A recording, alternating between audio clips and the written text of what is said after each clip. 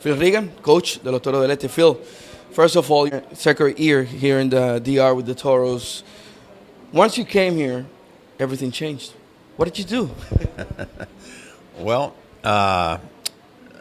we did a few things. We changed it. We got a little bit more organized, I think, and guys were accepting the roles. We kind of knew who our starters were going to be. We kind of assigned different roles to the bullpen, so that when you call down to the bullpen, they pretty much know who's coming in, who's and what innings to be prepared a little bit, and so I think that was one of the big things. Plus, you work with them every day. I knew a lot of the players that were here already through being with the Mets. A lot of them, some were with the Mets, and some of them knew me. So it was an easy transition to come in here, and they knew me and I knew them a little bit. I ask you because this year, 2019, with the Mets, last year actually, you were called up to the bigs. Did you consider yourself a rookie? Yes, because I was in 1999. I was a pitching coach in Cleveland. 97, 98, I was with the Cubs. 99, I went with back with the Cleveland Indians, and then retired for about 6 years to my home in Michigan. And so I hadn't been in the major leagues since 1999, and that's 20 years. And I was in with our AAA club because the pitching coach there had a triple heart bypass, and I was took over for him. And they came down to me and said, "We want to talk to you." And I said, "Okay." And they said, "We're going to make a change in New York, and we want you to come to New York." And I said, "Whoa, wait a minute! It's like hitting me over the head with a sledgehammer." I said, "Just let me think about it for tonight, and let me think about that because." So I thought about it, and I said, "Okay, yeah, I'll do it." And here again, it was an easy transition because I'd had in St. Lucie when I was there, I had Syndergaard, I had DeGrom, I had Matz and Wheeler and Familia and all those guys down there had come up through the system, and I had, when they were babies, I had them. So again, I felt comfortable going in there, and it worked out all right. When you came here to the Toros last season, the team's ERA, you lowered it almost by a complete run. We were the last in pitching. We were, I believe it was second. When you got to the Mets, the team's ERA, especially the bullpens, was about a run lower. How do you do it, Phil? Lucky, I guess.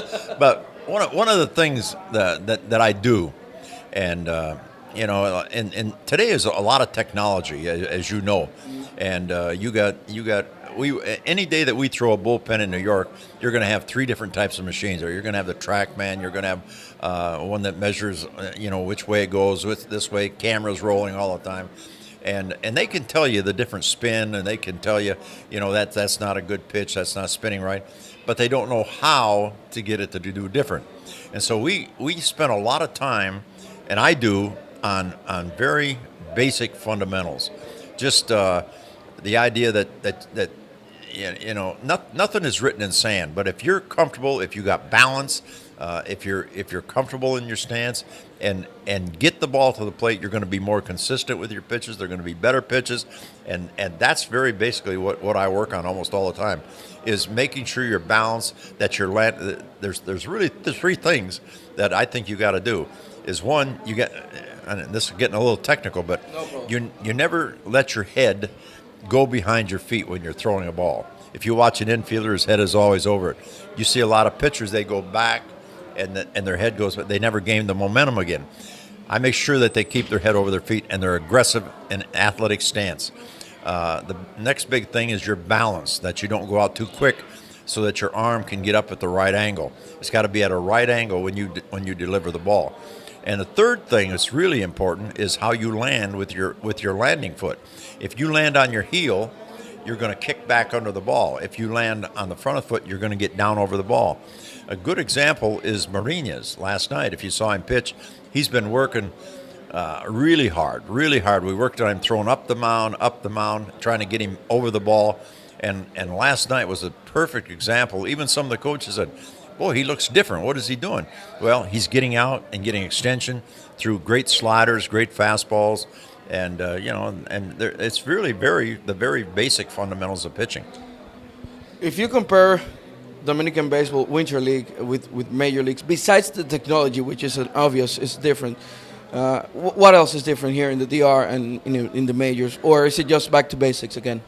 Well, it's all back to basics. Of course, in the major leagues, you have a complete bullpen of guys that can pitch in the major leagues. Where you come down to a winter league team, you might have a whole different group of guys. You might have a Neris that saved 26 games for Philadelphia in the major leagues.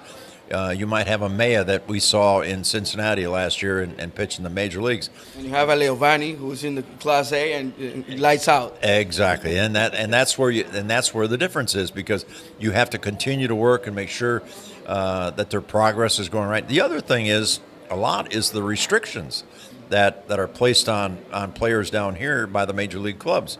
A lot of people wonder, well, why did you take that pitcher out? Well, a lot of the major league clubs will tell you he can't go 2 innings. He can only go 1 inning. If he goes 2 innings, we got to give him 3 days off, and we just can't do that. So it's different in that respect, in that in the major leagues, it's all about winning. And as it is in winter ball, which I like. Where in the minor leagues in the United States, it's all about developing to get them to the major leagues. Okay, let's talk Toros and the 2019-20 season.